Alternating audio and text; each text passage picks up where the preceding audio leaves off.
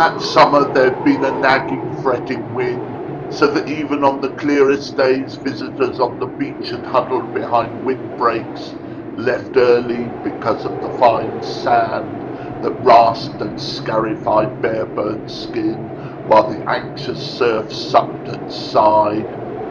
In a tumbling tin shed in the corner of a field above the dunes, beneath the crackling, humming pylons, buried behind barbed wire and brambles, Turner wrestles with a bigger problem, driven mad by the broken ring pull of his last can of special brew, driven mad by the corrugated backing in the wind, driven into darkness by the pictures he is seeing in his head, driven into darkness by the visions he is seeing on the screen in front of him. Dreams of life and death and everything in between, something just out of reach like the special brew inside its can. Something is fundamentally wrong. Newton, Einstein, Heisenberg, Heineken, Newton. Heineken, Heisenberg, Einstein, Newton, Heisenberg, Einstein, Newton, Heineken, Brexit, Trump and Putin.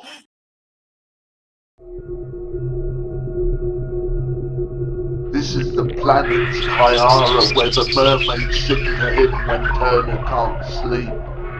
From his place on the distant world of Kyara, where 19 mermaids sing to him, from the purple sea he looks down on the whole of the universe and spies the tiny glow of the third planet circling an insignificant star in the remotest galaxy. Even from up here a fetid stink fills his nostrils, making him gag and retch. He cannot decide whether it is him or them. Is it Jay's fluid and Pine Mountain fresh lavatory cleaner, or the warm pustulence of his crawling underarm lice pits? He smells fear filling the air with its rank stench. Fear crackles and sparks with an unearthly blue glow.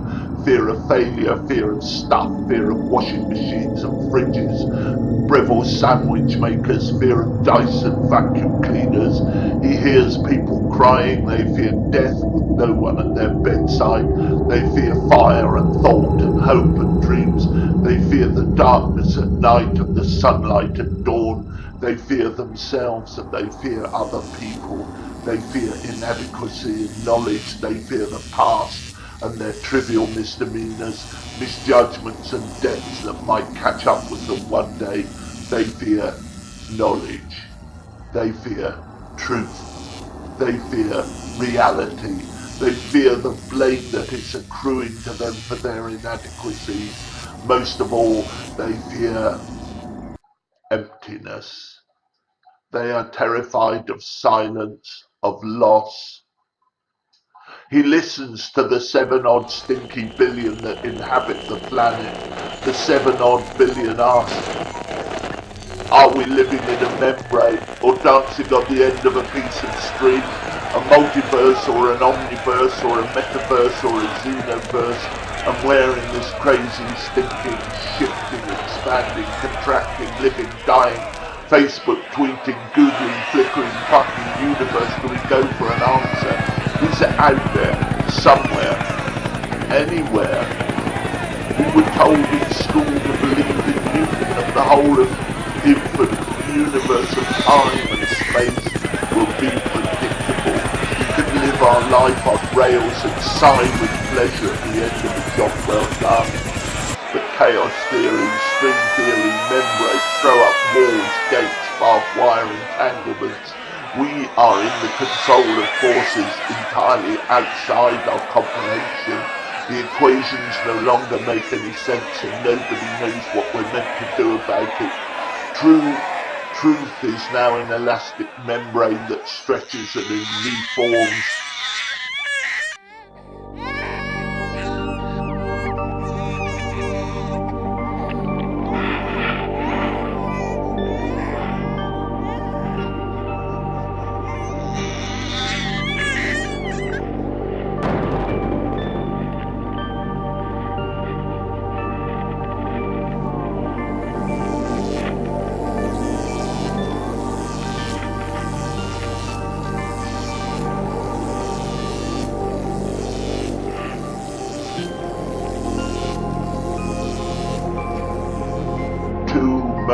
its whisper of disappointment and regret into Turner's ears. The world he knows is slipping away from its inhabitants.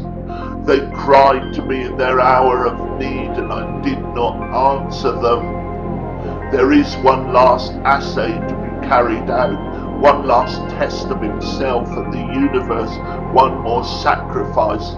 If only he could think what it is, if only he could drown out the voices of the mermaids. The age of reason is over. Truth is stretched as tight as a drum, drumming war, drumming hate, drumming fear. The pylons overhead crackle with blue light. The voices of the mermaids howl in the wires, thunder blazes. Beneath the paper-thin taut surface he can see the pullulating mass of rottenness that promises to burst through any moment. Turner retches and gags, and at last he finds a screwdriver to open the can, and he can sleep soundly.